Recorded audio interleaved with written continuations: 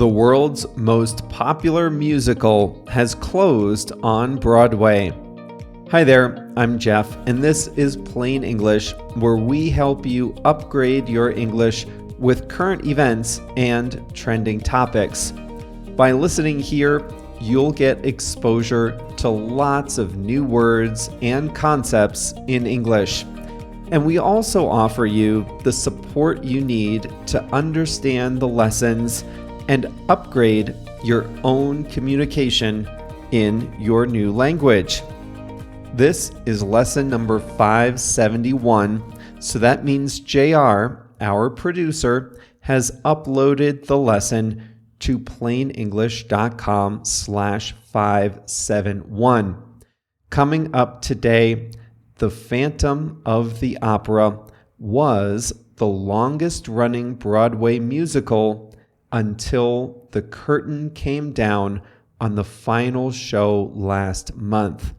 In the second half of the lesson, I'll show you how to use the English expression set the stage, and JR has a song of the week. Let's get going.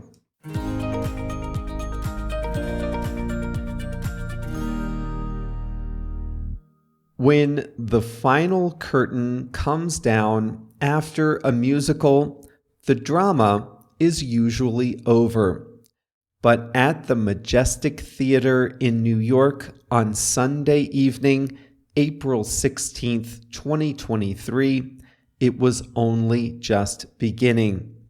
The very last Broadway production of The Phantom of the Opera had just finished, and nobody was ready to go home. Phantom is the most successful live musical of all time, and it just finished its run on Broadway, the world's biggest destination for live theater. Its run lasted 35 years. That's 12 years longer than the next longest running show. If you're a fan of musicals, you've probably seen Phantom either live or recorded. You may have even seen it in your own city or your own language. The Phantom of the Opera first opened in London in 1986. Since then, it has been performed in 182 other cities, in 17 languages, and more than 70,000 individual performances. 13,981 of them were at the Majestic Theater on Broadway in New York City, an average of just under 400 performances a year since its debut in January 1988. On Broadway alone, it grossed over $1.3 billion. The story was based on a novel by Gaston Leroux. It came out in 1910. In the story, a disfigured musical genius lurks in the background of the Paris Opera House. While there, he falls in love with a young soprano, Christine. But then Christine's childhood sweetheart shows up in her life again, setting the stage for the story's main conflict. Leroux was a journalist, and he wrote the novel after hearing about mysterious events at the Paris Opera House. A chandelier had fallen during a performance, killing a worker, and rumors circulated there had been other unexplained deaths. So Leroux went to get the true story of the opera house. He went backstage. He went on the roof, even down below stage in the storage areas. He said the opera house reflected society at large, beautiful and refined on the outside, but with secrecy and horror lurking beneath the surface. He published his novel in 1910. It was made into a movie in 1925, but the composer Andrew Lloyd Webber made it legendary in 1986. Webber is perhaps the world's most well-known, successful musical composers. He collaborated on Jesus Christ Superstar from 1970 and Evita from 1978. He wrote Cats in 1981. That musical was performed for 21 straight years in London and 18 on Broadway. Musicals School of Rock, Sunset Boulevard, and The Wizard of Oz are all his, too. On the final night of Phantom on Broadway, the crowd did not want to go home after the curtain fell. Past performers, stage hands, and other luminaries banded together for a curtain call performance of the show's hit song, The Music of the Night. Champagne was passed around the stage and in the audience. Gold confetti fell from above. A video tribute from past cast members was shown. Andrew Lloyd Webber himself was in attendance. He took to the stage in a black suit and tie. He dedicated the final performance to his son, who died recently of cancer at age 43. The show's current producer left the door open to a reprise of the great musical in the future. The show is as majestic as ever, but in the end, it was another victim of the pandemic. It's an expensive show to produce with its large orchestra, intricate set, and elaborate costumes. Attendance at Broadway shows has not recovered from pre-pandemic levels, and costs are even higher with COVID-related safety protocols. But if you're a fan of musicals, you can still probably catch Phantom in another city. It's still playing in London, where it's currently the third longest running show. It's in China, Japan, South Korea, and Australia. In Europe, you can catch it in Greece, Sweden, Italy, and the Czech Republic.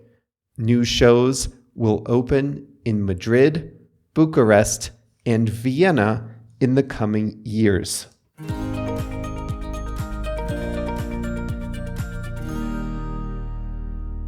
Phantom of the Opera was the first musical I ever saw.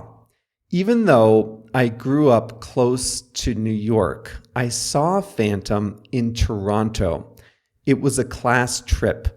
We went in a school bus from my hometown in Connecticut to Toronto.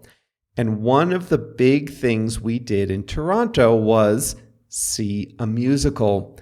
It was Phantom of the Opera. Now, I don't really remember much about it. I was 12, but it was extremely popular at the time. It's hard to believe one show was playing this whole time. There are only, 30 or so Broadway shows at any one time. and they play almost every day. Usually, shows are every weeknight and then often twice on weekends. And these are big theaters, so for a show to last a long time, it needs to fill a big theater every single night and twice on the weekends, over and over. For a show to last a long time, it needs to be a big deal, and you need lots and lots of tourists in the city to fill those seats. There just haven't been the tourists, there haven't been the commuters to see those shows, at least not like before. Well, there still are plenty of shows to see on Broadway. The longest running musicals still open on Broadway are Chicago and The Lion King, which opened in 1996 and 1997, respectively.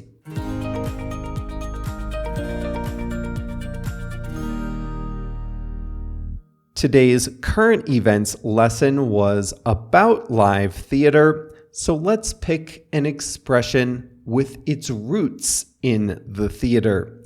Set the stage. Set the stage is an idiom, and it means to create the conditions for something to happen, to create the environment for something to happen. I want you to think about going to the theater, going to a play or a musical. Before the first actor walks out onto the stage, someone else has done the hard work to prepare the stage for the play. They put the background, the props, the set, the lights. Someone has done the preparatory work. The stage is ready for the show to begin. That is what I want you to think about with set the stage, except we can use that in a wide variety of contexts. It just means to create the necessary conditions. We talked about the Phantom of the Opera in today's lesson. Every good story has a conflict, right? But it's hard to open a story with conflict in the first scene. You need to learn about the characters, learn about the situation first. So in Phantom of the Opera, you first learn about the Phantom, you then learn about Christine, you learn about the Phantom's love for Christine. And then Christine's former sweetheart appears, and that sets the stage for the main conflict. That creates the conditions that we need for a good conflict. Now we have the information. Now the circumstances are right for a conflict to come later. Now, one of these days, we'll talk about ChatGPT, maybe in a couple of weeks. ChatGPT is one example of a large language model. I think before ChatGPT, the average person would have struggled to imagine what artificial intelligence was. But now we have firsthand knowledge. Over 100 million people have used it. You might not understand how it works behind the scenes, but you know basically how to use it and what it does. So if you're like most users, you've tried out multiple prompts to see what it can do and what it gets wrong. My point is, artificial intelligence had been used by early adopters, people who are techie and into futuristic stuff. But ChatGPT is setting the stage for artificial intelligence to be used in a much wider variety of applications. Now, here is what I mean by that. Before, if you had said, here's an artificial intelligence tool that can help you respond to emails faster, people would have said, huh? What? The average email user would not even have known what that could look like. But ChatGPT has kind of taught us what that could mean. People are now used to it. 100 million people know what it's like. And that means in the future, people will be more likely to adopt some kind of AI in their lives. Google can include their own AI version as an add-in to Gmail. Microsoft is including it in its Bing search results. There are many other ways you might use it in the future, and ChatGPT is setting the stage for all that. It's creating the conditions that are necessary for future adoption of AI language models in your life. Donald Trump, I mentioned, is officially a candidate in the 2024 U.S. presidential elections. First, he needs the nomination in the Republican Party.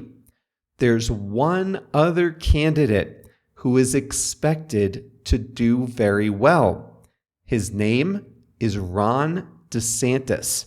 He is the governor of Florida. When he first ran for governor, he just barely won, just squeaked in. But in 2022, he ran for a second term and he won big. He won by almost 19 percentage points over his opponent, a very well-known, experienced former governor. Many people are saying that DeSantis's win in his re-election as governor sets the stage for his presidential run. Winning big as a governor in a big state, that's creating the conditions for him to run for a higher office. Look, if he only just barely won in his home state, that wouldn't look so good for someone trying to win the whole country. But that's not what happened. He won by 19 points. That's a lot. And now he looks like a winner. And that's creating the conditions necessary for him to take the next step. It's setting the stage for his presidential run. The Kansas City Chiefs won last year's Super Bowl, the championship in American football. Many people credit that to two men, the head coach, Andy Reid, and the quarterback, the most important player in football. On the Chiefs, that's Patrick Mahomes. The year before they hired Andy Reid, the Chiefs had a record of 2-14. That means they won 2 games and lost 14 games. Ouch! But they hired a new head coach, and a few years later, they drafted a star quarterback, and that set the stage for their success later in the decade. They won championships in 2020 and 2023. So what happened? They hired a new coach. They got a new quarterback. That created the conditions, created the environment that they would need to win championships. So hiring Andy Reid and drafting Patrick Mahomes set the stage for the Chiefs' future success.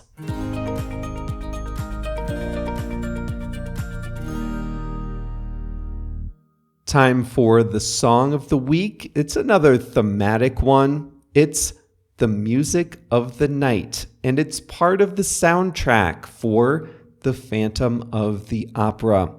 This song appears when the Phantom lures Christine, the soprano, back to his lair.